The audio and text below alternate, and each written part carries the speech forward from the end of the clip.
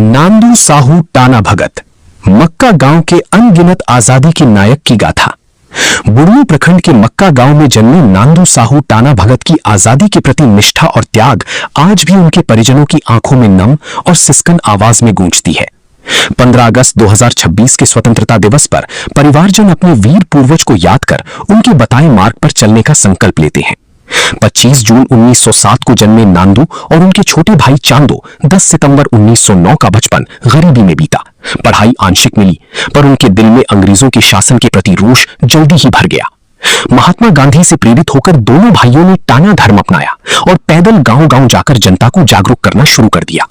1942 के भारत छोड़ो आंदोलन के दौरान नांदू को बुढ़नी प्रखंड का थाना मंत्री चुना गया। उनका साथ सिदरौल, खुटेर, सोसई, तुरमुली, लच्छू और उमे डंडा के कई टाना भक्तों ने दिया। आंदोलनों को दबाने के लिए अंग्रेजों ने टाना भक्तों के सोन चिपी आश्रम को घेर रखा था। फिर भी नांदू व साथियों ने हिम्मत नहीं हारी। मांडर थाना और डाकघर पर कब्जा कर आंदोलन को बल दिया।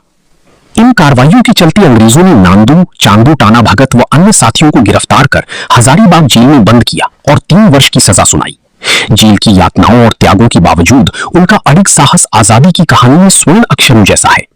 आजादी के बाद नांदू ने सेवा का रास्ता नहीं छोड़ा। वे मक्का गांव की प्रथम मुखिया बनी, भूमि दान कर हाई स्कूल के निर्माण में सहयोग किया और समाज सेवा में सक्रिय रही।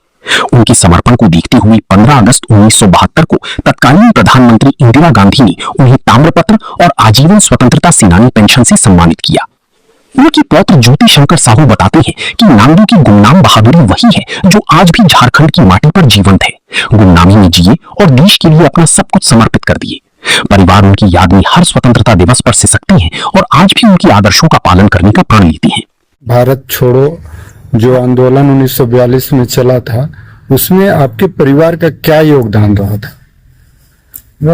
हम लोग का परिवार का योगदान तो चले गए जेल चले गया तो हम लोग तो क्या नाम था आपके पिताजी और बड़े पिताजी का? हाँ, बड़े पिताजी नांदू साहू टाना भगत और अपने पिताजी चांदो साहू। वो तो थाना मंत्री थे और थाना मंत्री थे तो पूरा थाना का जवाबदेही लेकर के पूरा अपना योगदान देते रहे। मेरा नाम ज्योति शंकर साहू हुआ और स्वर्गीय नांदो साहू, चांदो साहू टाना भगत स्वतंत्रता सेनानी के पौत्र हुए। सबसे पहले तो अपने देशवासियों को स्वतंत्रता दिवस की हार्दिक शुभकामनाएं देते हैं और मुझे गर्व है कि मेरे दोनों दादाजी नाना भगत स्वतंत्रता सेनानी थे, देश की आजादी की लड़ाई लड़े और दोनों को 3-3 साल के जेल की सजा हुई और उन्होंने कभी उन्हें उस तकलीफ होता है कि उस समय 3 साल का जेल का सजा बहुत बड़ा मायने रखता। आज वाला जेल नहीं था, वो पहले वाला जेल वो काला पानी की सजा की तरह होता था, जो वहां 1 सप्ताह से 1 महीना पे रहना मुश्किल था। वो गरीब थे, किसी तरह से फिर 3 साल बाद जेल से छूटे। उनको प्रधानमंत्री जी के द्वारा ताम्रपत्र दिया गया और आजीवन पेंशन भी मिला और इस